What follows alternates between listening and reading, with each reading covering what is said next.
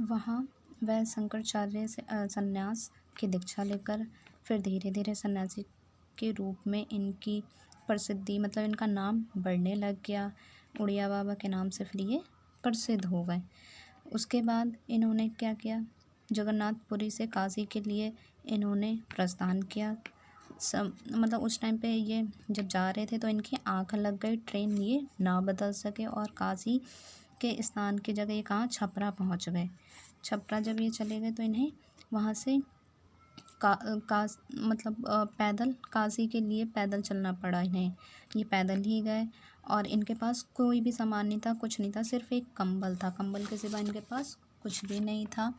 इन्होंने फिर कंबल अपने शरीर पे लपेटे हुए था। इन्होंने सोचा कि भागीरथी की गोद में, मतलब नदी का नाम है ना एक, वहाँ पे समर्पण कर देंगे। ये करने ही वाले थे कि इनके मन में जो इनका अंतर मन था उसमें दिव्य ज्योति से भर गया और इन्होंने ऐसा नहीं किया। और ये कहाँ पहुँच गए, शिवालय पहुँच गए। शिवालय जब ये पहुँचे वहाँ भी जब ये गए तो इन्हें मतलब कि आत्मा ज्ञान की बहुत सी ज्ञान प्राप्त हुए। ये फिर उसके बाद ये कानपुर बेटोर होते हुए ये बरुआ घाट पहुँचे। इनकी भेंट वहाँ पे ज्ञान आश्रम नामक सन्यासी से हुई। इन्होंने फारुखाबाद से आगे बढ़ने पर संध्या हो गई थी। मतलब जैसे ही वो फारुखाबाद पहुँचे वहाँ पे पहुँचते पहुँचते इन्हें संध्या हो गई, फिर मतलब शाम हो गई थी।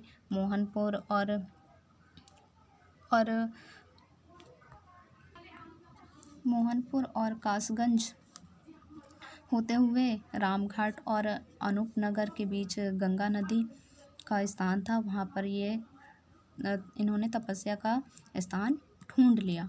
फिर वहाँ से 10 साल वहाँ पे रहे।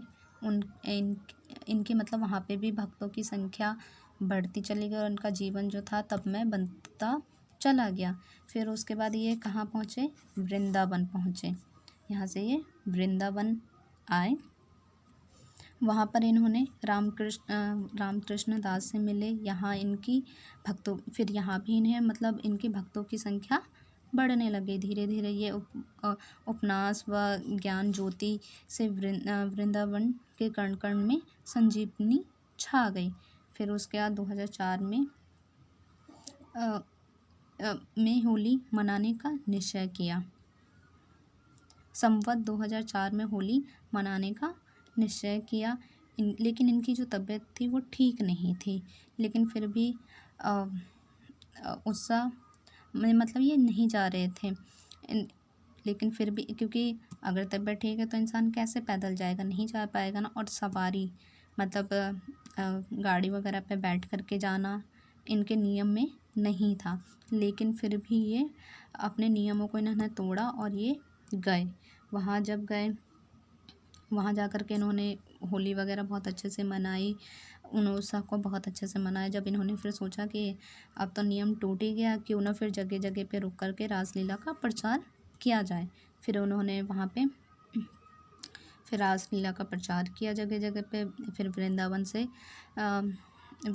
से जब ये फ्री वृंदावन लौट करके जब आए तो इनका जो स्वास्थ्य था और बिगड़ता चला गया। फिर संवत 2004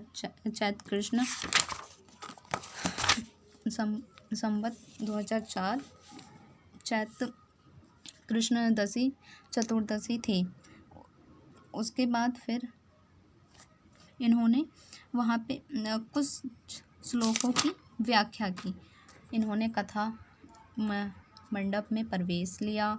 वहाँ पर रामायण का गाना हो रहा था।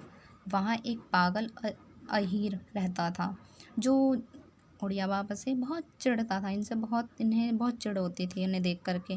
कुछ देर बाद इन्होंने क्या किया, अपने हाथों में लेकर के उसी कथा मंडप में प्रवेश करके और अपने हाथों में इसने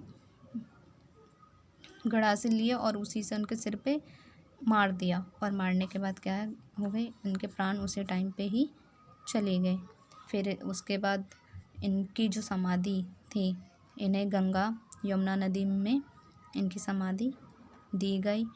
और ये जो व्यक्ति थे एक असाधारण व्यक्ति थे, बहुत असाधारण व्यक्ति थे और सत्य और धर्म को ही मानते थे। वास्तव में इन्होंने आधुनिकता को कर्म, भक्ति और ज्ञान की आवश्यकता का बोध कराया था।